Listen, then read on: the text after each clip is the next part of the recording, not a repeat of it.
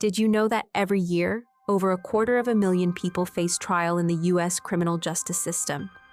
Most of them are innocent until proven guilty, but some are monsters.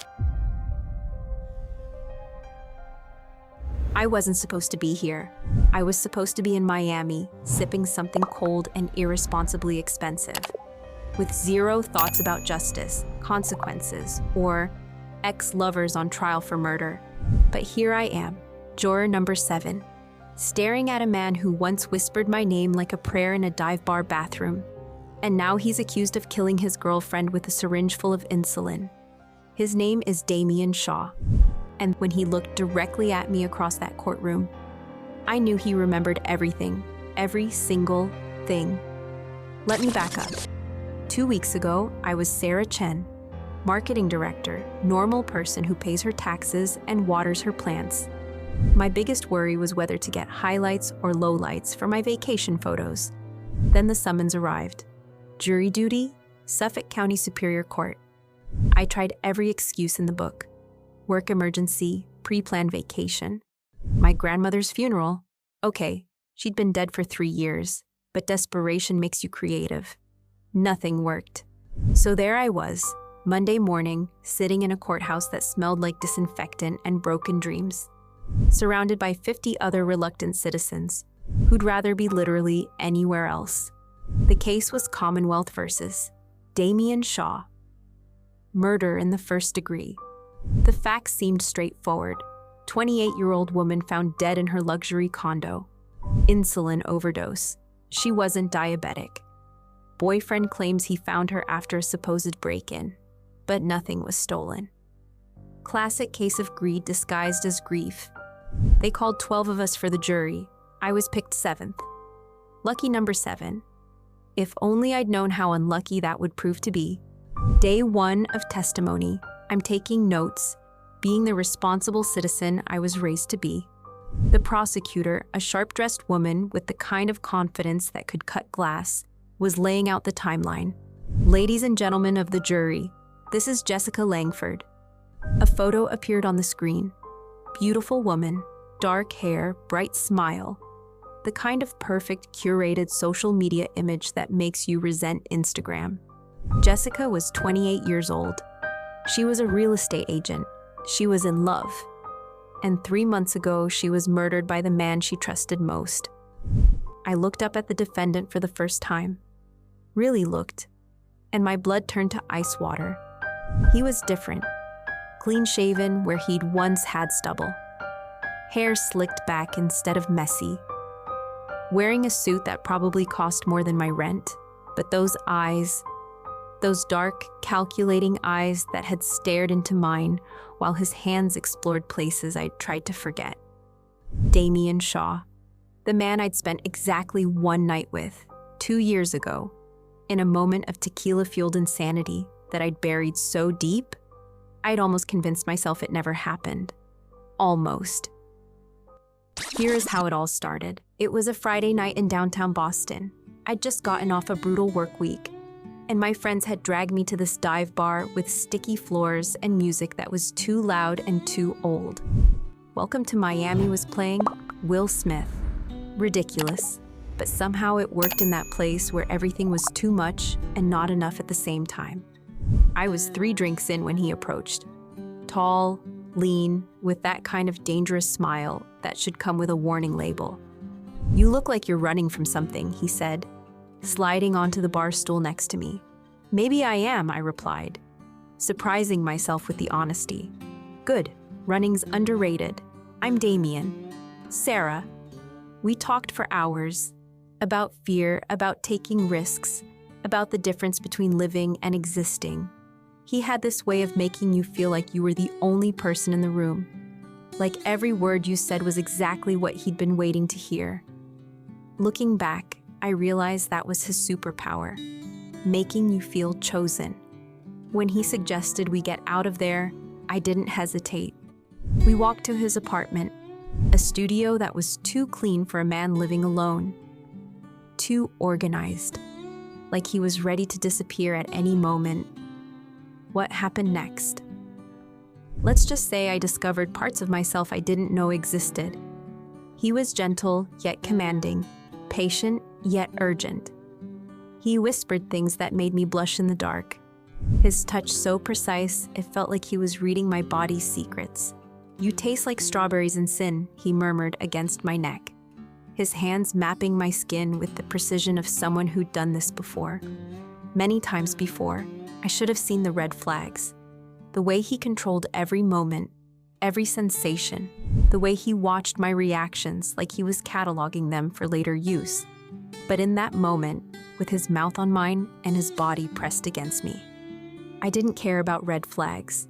I cared about the way he made me feel alive, in a way I'd forgotten was possible. We fell asleep tangled together, my head on his chest, his fingers tracing lazy patterns on my bare shoulder. When I woke up, he was on the phone in the kitchen, speaking in low, urgent tones. I caught fragments. "She doesn't know yet, already signed, has to look natural." At the time, I thought it was work stuff. Maybe a difficult client. I was half asleep, hungover, and mostly focused on finding my clothes and getting out before the awkwardness set in. He walked me to the door, kissed me goodbye like it meant something, and said, "I'll call you." He never did. I told myself I was relieved. One-night stands weren't my style. I was the type for relationships, for meeting parents, for matching Christmas sweaters. Damien Shaw was none of those things. So I buried it, filed it under learning experience, and moved on with my life. Until now. Sitting in that jury box, listening to the prosecutor describe Jessica's final moments, I felt like I was having an out-of-body experience. This couldn't be the same man. The Damien I'd known was charming, yes, but not a killer. He was passionate, intense, but not murderous. Was he? I found myself studying his face, looking for signs of the man I'd known. And then, as if he could feel my stare, he looked directly at me. His expression didn't change, but his eyes held mine for just a beat too long. Just long enough to say, "I remember you." I looked away quickly, my heart hammering. When I glanced back, he was still watching me, and this time, he smiled. Should I tell someone? The judge? But tell them what? That I'd slept with the defendant? That would get me kicked off the jury, but it would also mean explaining why I hadn't recognized him immediately. What if they asked for details? What if it became part of the public record? I couldn't do that to myself, to my career, to my life. I would just have to remain impartial, base my decisions solely on evidence. I was completely and utterly screwed. During the afternoon session, I felt it before I saw it, that distinct prickle on the back of my neck, the sensation of being watched. When the defense attorney began his opening statement, I risked a glance. Damien was sitting perfectly still, hands folded, the picture of innocence. Except for his eyes were locked on mine. And as I watched, he did something that made my blood freeze. He winked. The message was clear. This is just between us. The facts were damning. Jessica died from an insulin overdose. She wasn't diabetic. The syringe had Damien's fingerprints. No forced entry despite his break-in claims. Nothing stolen. Most damaging, Jessica had recently changed her life insurance policy, naming Damien's sole beneficiary, $2 million. But as witnesses described Damien as manipulative and controlling, I thought, that's not the man I knew. Maybe I just didn't know him long enough. Or maybe I didn't want to see it. During recess, I was splashing cold water on my face when I heard the door open. "Sarah," I turned slowly. Damien was blocking my exit. "You can't be in here," I whispered. "I know, but we need to talk. If someone finds out, they won't unless you tell them." His eyes were dark, unreadable. "And I don't think you will." "Why wouldn't I?" he smiled. "Because you don't want them to know what you did with me that night any more than I want them to know what I might do to you now." "I remember everything, Sarah.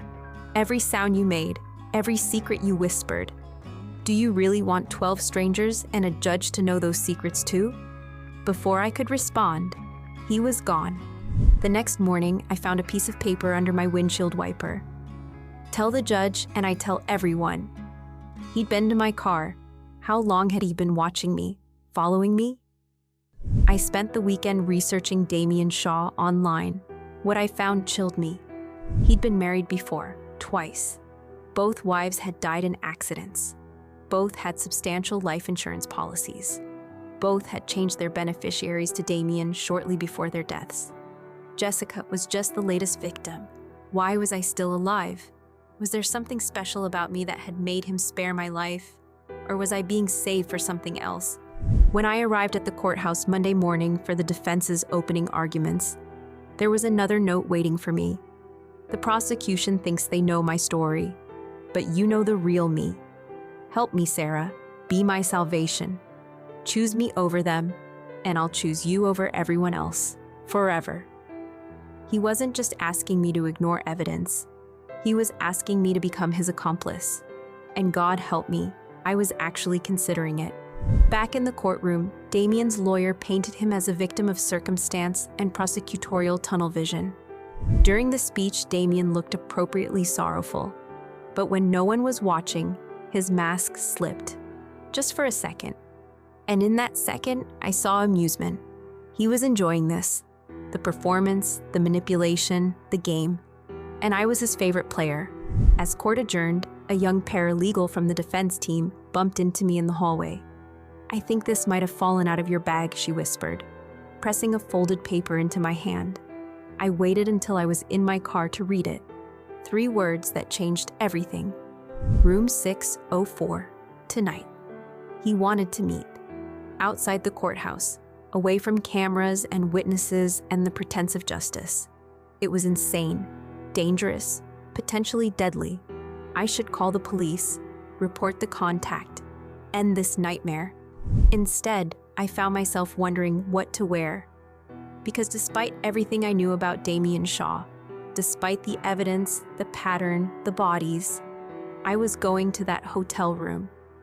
I was going to face the man who'd haunted my dreams and possibly destroyed my faith in justice. And I had no idea if I was walking into a confession or a trap. Next up, I'll tell you what happened in that hotel room. How a night that started with justice ended with something much more dangerous. How I learned the difference between guilt and innocence, between victim and accomplice. Because in room 604, Damien Shaw didn't just confess to murder. He offered me a partnership. And God help me, I said yes.